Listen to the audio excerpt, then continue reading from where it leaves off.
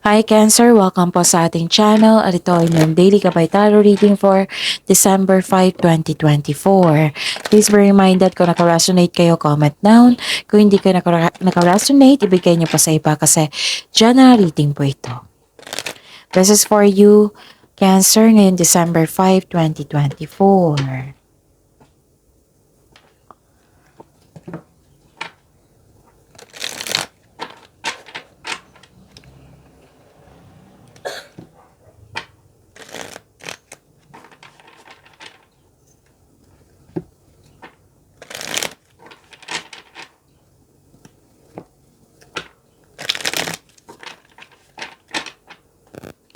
Para po ito sa inyo, Cancer, ngayon December 5, 2024. Maraming salamat po sa inyong patuloy na suporta at maraming salamat din po sa mga hindi nag-skip ng ads. Gamitin ang reading na ito bilang gabay lamang sa mga hindi pa nag-subscribe. Subscribe na po kayo at click bell notification para malaman nyo na may bago tayong video. Para sa mga gusto magpa-reading po, may lumabas dyan sa screen nyo ngayon. Panoorin nyo po at sundin ang instruction. Calling the attention sa mga suki ko dito na Cancer, open na po yung Monthly Gabay Tarot Reading for December 2024. May 6 months from now reading tayo at love life reading po. So message me Cancer for schedule. Maraming salamat po.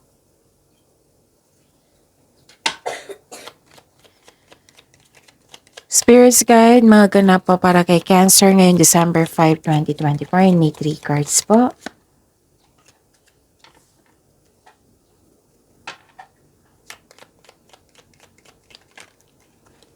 Para po kay Cancer.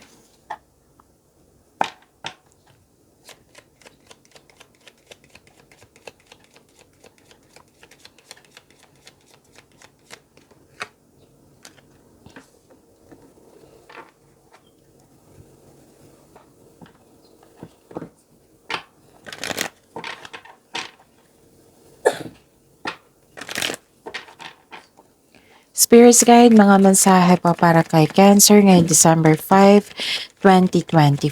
I need 2 cards po.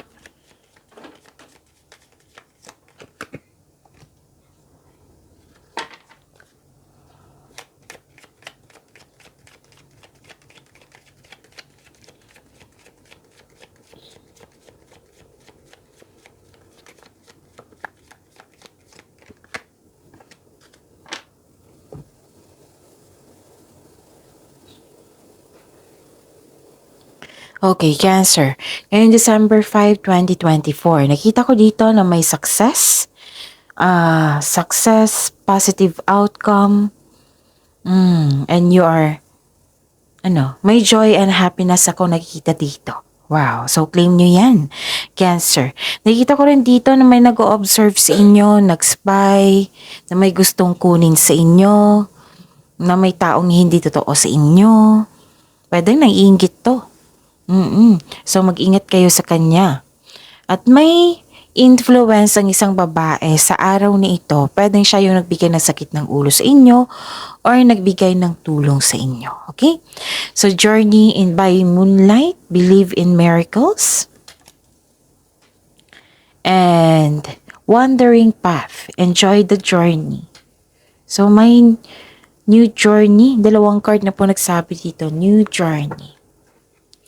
Spirits Guide, ano po yung energy ni Cancer ngayong December 5, 2024?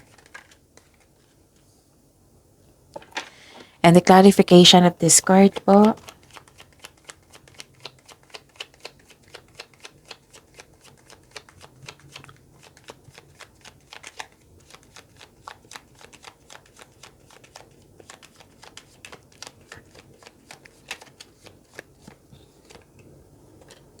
Okay.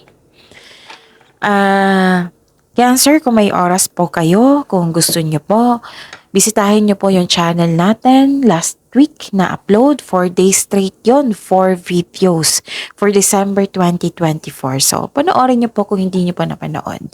Kasi may makukuha kayong karagdagang mensahe doon. Kung may narinig kayo or may nakita kayong repeating message, meaning to say, pinupush ng cards nyo Kasi ilan sa inyo hindi pa binigyan ng atensyon. Na kung maaari din po, bigyan niyo po ng solusyon at aksyon. So remember Cancer, at the end of the day, alam mo na ikaw lang taong may kakayahan at responsable na gumawa ng sarili mong katotohanan at kinabukasan. So ano yung energy ni Cancer? Okay. Nakikita ko dito yung persistence, self-reliance. Patuloy mo lang yung mga ginagawa niyo dyan kasi may nearing completion ako nakikita dito. Malapit mo lang matapos. Gusto niyo mang pahinga eh. Gusto niyo mapag-isa para makapag-isip na mabuti, magpahinga. So after nitong completion na ito, magkakaroon siya ng pwedeng vacation leave, rest day. May posibleng may atake sa'yo bagamat ikaw ay handa. Posible rin may hamong parating, pwedeng delay, or yung hindi maganda yung pakiramdam mo.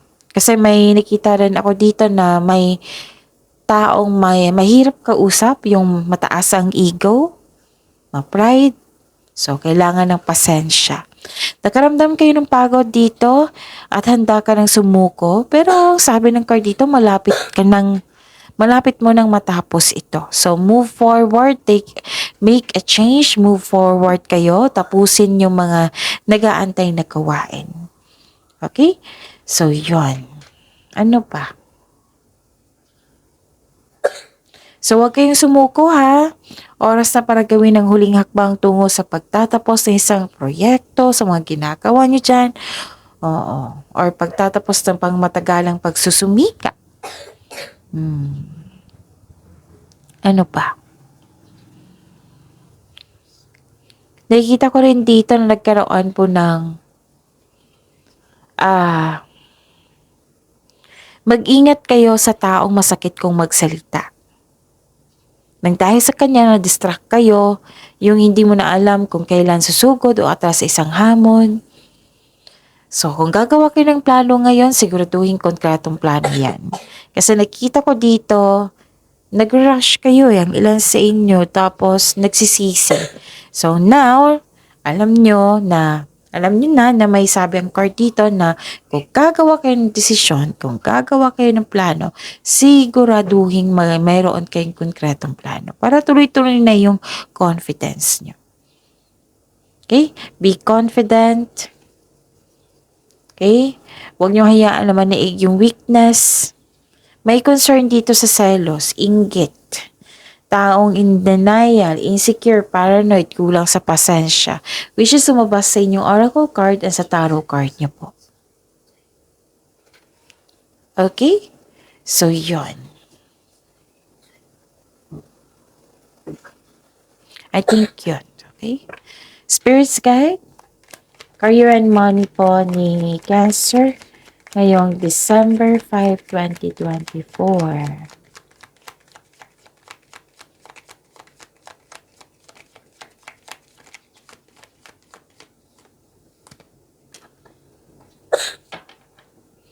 And the clarification of this card po.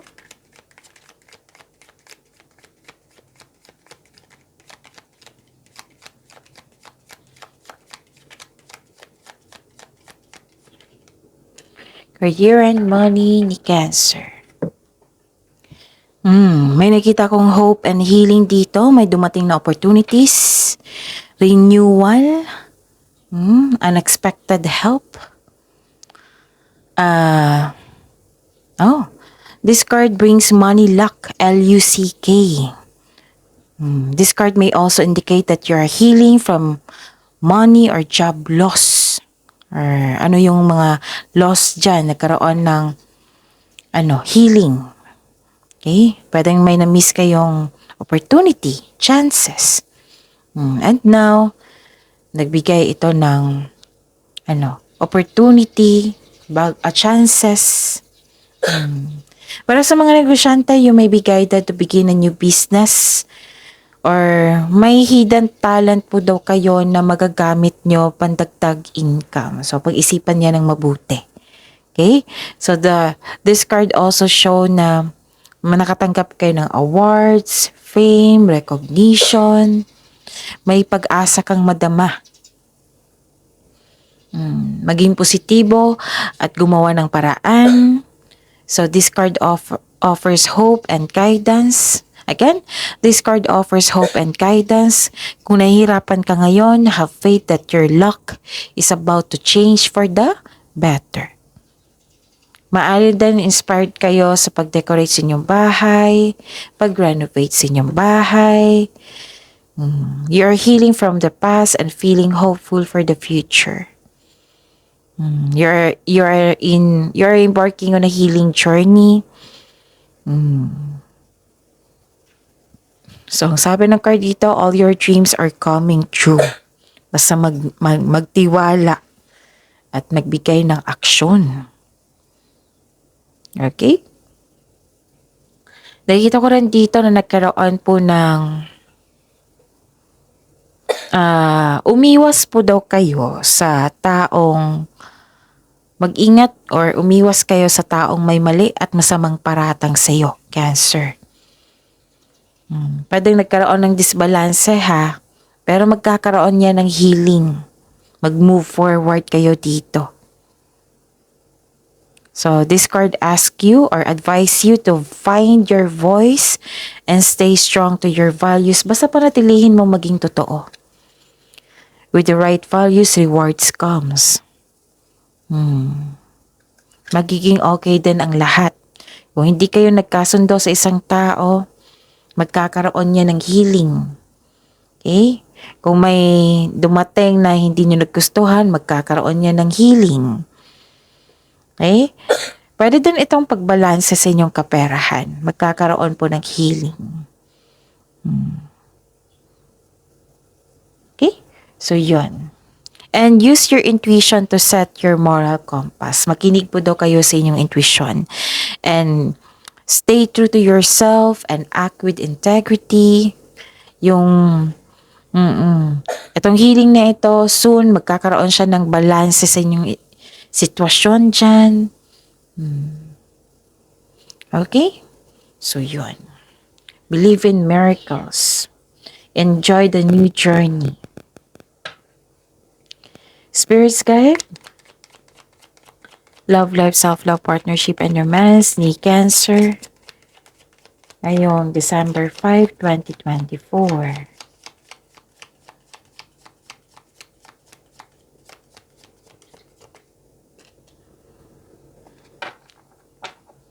And the clarification of this card po.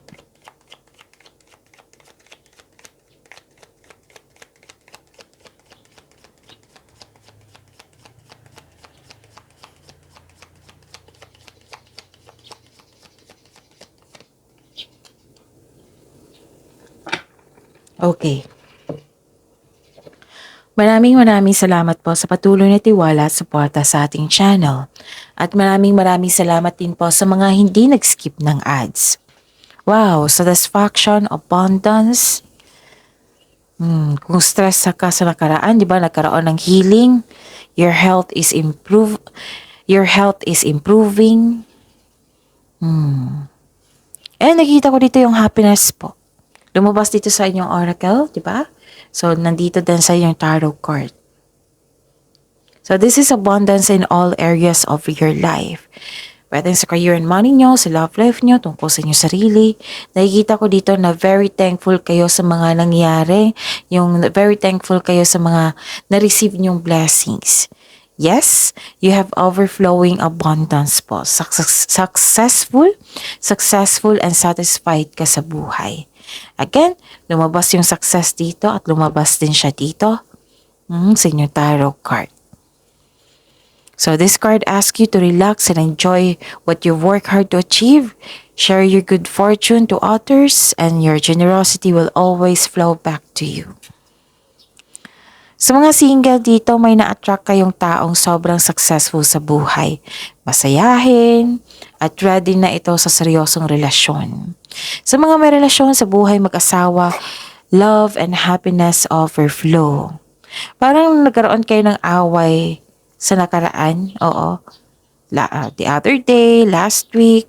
Now, okay na. Nagkaroon na ng love, happiness, and overflow. Kung nagkaroon kayo ng tampuhan ngayon, don't worry, nakita ko dito yung pagkakaayos. Sobrang satisfied kayo sa inyong relasyon and pwedeng magbakasyon kayo dito kasi nag-relax kayo dito at nag-enjoy. Kasi may pagtatapos, satisfaction, pagkakaayos. Okay? Yun. Ano pa?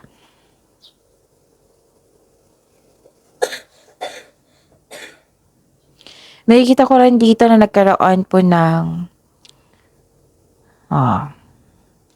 yun nga. Diba sabi ko sa inyo na may nag-away, nakita ko dito. Sa nakaraan to eh. Pwedeng yesterday, last week, last month, nagkaroon ng conflict, argument. Na gustong mag-give up. Now, nakita ko dito yung pag-let go sa grudges, releasing the pain. May gustong bumalik sa nakaraan. Sabi dito, pwedeng literal na may bumalik sa inyo, pwedeng kayo ang gustong bumalik sa nakaraan or naiisip nyo yung mga nangyari sa nakaraan. Mag-ingat kayo ha, kasi nakita ko dito na may taong may gustong kunin sa'yo, Cancer. Lumabas siya dito sa inyong oracle, lumabas din siya dito sa inyong tarot card. So give attention kasi repeating message yan. Again, may gusto siyang kunin sa'yo. Kaya mag-ingat sa taong ito. Okay? May nakita rin ako dito ang ayaw mag-give up. And, okay. Ang sabi ng card niyo po dito, release old grudges in order to move forward. May pagpatawad na mangyayari po. So, pwede din na gusto mo ng peace of mind eh. Nakita ko dito. Yung, you can, even if you do not speak directly to the person, you can set yourself free by forgiving someone in your own mind and heart. Yung hindi mo na kailangan siyang kausapin. Yung nag-decide ka para magkaroon ka ng peace of mind na pinatawad mo na yung mga sitwasyon na nangyari na hindi nyo nagustuhan. Pinatawad mo na siya, yung taong yon, pinatawad mo yung sarili mo. So, you can set yourself free by forgiving someone in your own mind and heart para ito sa peace of mind mo. Kaya this card advise you to accept and forgive yourself. Yan yung pinaka-importante. Kasi, alam nyo naman, we are here to have peace of mind. Always natin yan piliin. Okay? So, yun. Magkakaroon naman dito ng pwedeng pagkakayos. Pwede din yun. Nilet go mo na yung mga masasakit na alaala, masasakit na nangyari. Okay? So, magkakaroon ng healing. Huwag kayong mawalan pag-asa and believe in miracles and enjoy your journey kasi may new beginning na magkaganap. Things going your way. May magbibigay ng tulong. Mag-ingat lang kayo sa isang tao na hindi totoo sa iyo kasi may gusto siyang kunin sa iyo. So, mag-ingat talaga. And kung gusto nyo malaman kung sino ito, then ask your intuition. Okay? So, connect to your intuition. Kung hindi nyo alam, i-search nyo po sa Google kasi maraming paraan yan. Si intuition pala, siya yung magsasabi sa inyo na may taong hindi totoo sa inyo, may nangyari na hindi mo alam, siya yung magsasabi sa inyo yung next action nyo, siya din yung magtuturo sa right path patungo sa success. So, yun. Importante talaga na makinig. Makinig kayo sa inyong intuition and have faith sa universe and trust yourself. Okay? Yun. So, after this giving up or pag-let go, you are embarking on a healing journey. So, magkakaroon ng pagbabago kasi you are helping yourself para magkaroon ng changes. Okay? Kahit na panghinaan kayo ng loob dito, nakikita ko dito na tinanggap nyo ang mga nangyari at nag-move forward kayo, nagkaroon ng changes. Okay? So, pagyamanin nyo po yung blessings na binigay sa inyo. Oo. See you tomorrow. Please like, subscribe, and click the button for notification para updated po kayo sa daily tarot reading natin. Maraming salamat po.